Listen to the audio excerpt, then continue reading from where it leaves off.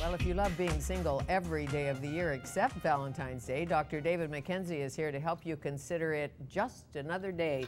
You can always celebrate yourself, buy your own chocolates or some fancy flowers. Dr. David McKenzie is a sex therapist and couples counselor. It is my pleasure to welcome back to Studio 4 to tell us more. Good morning. Good morning. That's kind of depressing, though, isn't it? Buying yourself chocolates for Valentine's Day. It's like having, cardboard people in your room like John Candy had in that movie of his. You know, it's kind of lonely. Well, you know, it could be lonely, but what about buying yourself diamonds or something like that? You know, or a trip to Las Vegas. Exactly, that's different. But celebrate yourself. Yeah. Why not? Exactly. How can you convince somebody to love him or herself? You know, they always say, well, love yourself, and if you don't love yourself, you can't love anybody else. But on Valentine's Day, if you're single, you pretty much have to love yourself and appreciate your friends and children. But I think loving oneself is an attitude that's created throughout the year. And somebody who's single on Valentine's Day and is finding that really hard, might be a wake-up call for them to start to look at themselves, maybe get some help as to why they're not in a relationship, because they obviously want to be in one if they have that much problem with it. Sure, they do. But you know, if you're single, like my son, my younger son, I asked him permission if I could say this. He said, "Sure, Dad, just don't mention my name." Exactly. So his last name's McKenzie. But we can do the math. He's 32, and he recently had the pain of a breakup of a long-term relationship. So he's got together with some single women and men tonight, and they're all going out for sushi. And it's a way of turning something around. I remember my older son, at 11 years of age, I put a kilt on him and we went to a Highland Games because I play the bagpipes. Right. Well, I remember I felt badly later. He got out of the car and he ran into the house because he didn't want his friends to see him in a dress, you know, a skirt. Sure. Well, at about 16, 17 years of age, when he was in the last year of high school, he turned that all around. And I remember one day he went to school with long johns on and a kilt. And he was going to say to them, "This is who I am, stick it to them.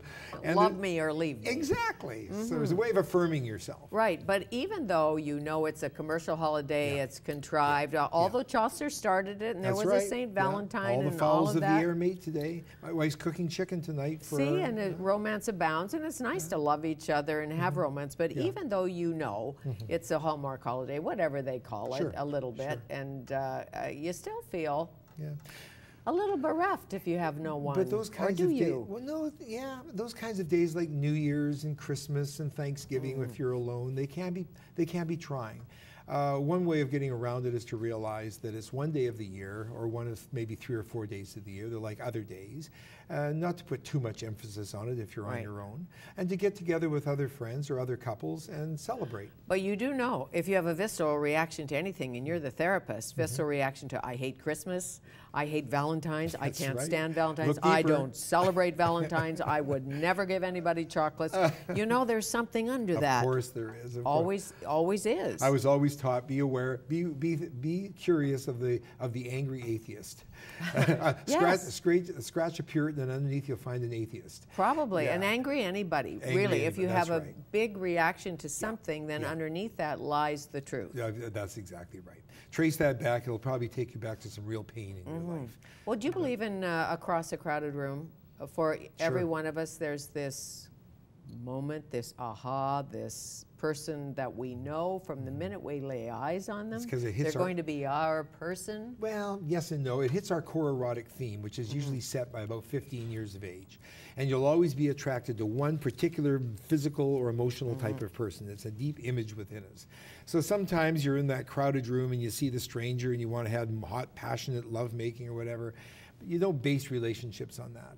And so, Valentine's is not just a celebration of that feeling of falling in love. It's also a celebration of the commitment of long-term friendships and relationships. So that's why I say Valentine's doesn't always have to be about romance. It can be the celebration of a deep and abiding friendship. Right. Margaret Wente wrote a great column in the Globe and Mail on the weekend, and she suggested that her current husband, who she loves madly, was not the one that set off the bells and whistles. She met him. They came together a little bit here, a little bit there, and she'd had bells and whistle guys. Sure. Right. Sure. Can you That live with didn't- bells and whistles, guys? Well, it didn't work out all that well. And then she grew to love him. Sure, absolutely. She grew to appreciate him, to know that he was the right partner for her. That's right. Yeah, Do and that can happen. Does that work? Well, yes, it Well, does. apparently it worked for her, but does it more work in very females. often? Actually, it does. Much more in female sexuality. So you'll see, like you once said, you've never seen a poor man yet with a trophy wife. There's truth to that. No. But there's also truth to the fact that you'll see a gorgeous wife with a man who's overweight, balding, but he earns well, he's got power and so forth. Sexuality is different for both male and female. So women can grow into love much more easily sometimes than males can. Really? Yeah, men have evolved to be very attracted by sight. Doesn't mean we're shallow. And in the end, men want deep emotional commitment just like women do. But for men, especially if that particular body shape and so forth is way out of whack with their core erotic theme, it's going to be more difficult for them to be eroticized. Sure. Whereas women fall in love with the mind. Yes, we do. That's right. And the sense of humor. Sure. Men marry beauty, women marry power. We've heard it 100 times. Sure. I'm not sure, and I think it's probably a combination. I don't know. Yeah. But I did a show yesterday on some rescued chimpanzees, and they carry 98% of our DNA or something like that. Yeah. Because they were taken from their mothers when they were 4 days old, they're in the fauna sanctuary now, and they have no sex drive, and they don't have, like, that isn't an issue at fauna sanctuary. And yet they, because of their early attachment to mother. Yes, yeah. Yeah, well, absolutely. In fact, there in sex therapy, there has been this syndrome called the Madonna whore complex, so that a man can, you know, as long as he perceives his wife as a one-night stand or loose or not permanent, he can have great, robust sex. Once in his mind, she suddenly hits that trigger of no return of, whoa, this could be my wife or the mother of my children. Now she's elevated to the level of the Virgin Mary, and no one has sex with the Virgin Mary. I've seen this in therapy. Apparently not. They'll shut right down. Not even Joseph. That's Catholic theology. Protestants don't believe that. Okay, well, that's what they tell us. I don't know, but Protestants don't believe that. We'll have to call someone up or pick up that Bible. So back to Valentine's Day. Things we can do to celebrate ourselves. Why not go out? It's not always easy to go out for dinner by yourself. Absolutely. But it's sometimes empowering. When you get over, people are looking at me and wondering why I'm alone. Well, maybe not as a guy, but as a female, it's tougher. I'm sure you're right. Because you guys go to the bar and you belly up and well, maybe I haven't evolved as much as you have, but I still hate going out and eating dinner by myself. I'd rather be with a buddy or friend or my wife. But no, I think it's important that if Valentine's Day is a day that really sticks it to you and you have difficulty, get together with friends. And I just don't agree with this policy. If you get together with other singles and friends, that somehow it re-emphasizes the fact you're not with somebody. It's important. We're social beings. Well, Be with other people. And we love our girlfriends, believe it. Yeah, sure.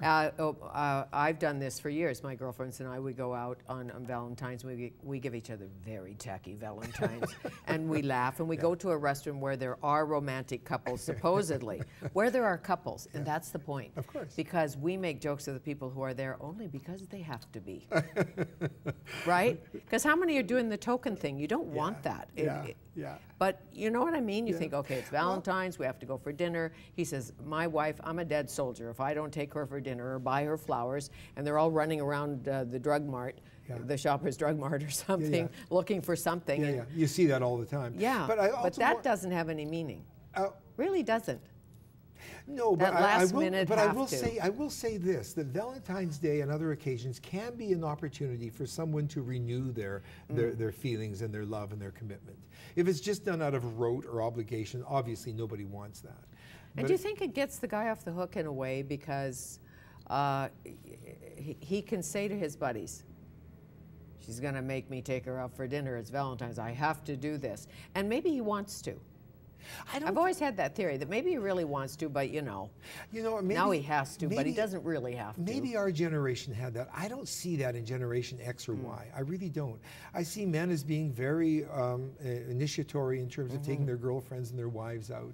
I don't see that machismo in which, I don't want to take my babe out, but she's making me, I don't see that. Yeah. So I'm a real man. I'm a real man if I don't treat my wife with good respect and take her out. Exactly. Yeah. And females certainly in this day and age can call men and ask men out and all of that. What's wrong if you're single, that there's some male friend or even somebody you maybe have a bit of a crush on who's available for you? Give them a phone call. There's No, I nothing said wrong to with Rex that. Murphy this morning, you're my Valentine, whether you like it or not. And I thought Then I was your thought, Valentine. maybe I knew you have a wifey. But, you know, that'd be complex. I don't want a complicated Valentine, no. Whoops. But whoops. See, I got you excited. Got me excited. My pen's falling apart, but it's all good. I sent a big parcel to, I shouldn't say, maybe they haven't got it yet, but my granddaughters. How so lovely. I sent a big parcel with Ghirardelli chocolates and teddy bears and stuff. I said, be my Valentine. Well, you see, being raised south of the border, we're ridiculous about days, as you know. Yeah. So my girls and I, we always exchange Valentines. I gave it last night so that I didn't have to walk down the steps in the dark this morning. You know, we wish each other happy Valentine's Day, and we're mothers and daughters. Of course. Mother and daughters. Valentine's goes beyond just romance. It goes, it's like a friendship. Yeah, let's hope. Yeah, always a pleasure. Hey, nice to see you. Yeah. Dr. David McKenzie, sex therapist and couples counselor. And remember, you can catch all of our conversations on YouTube or follow us on Twitter at Fanny Studio 4.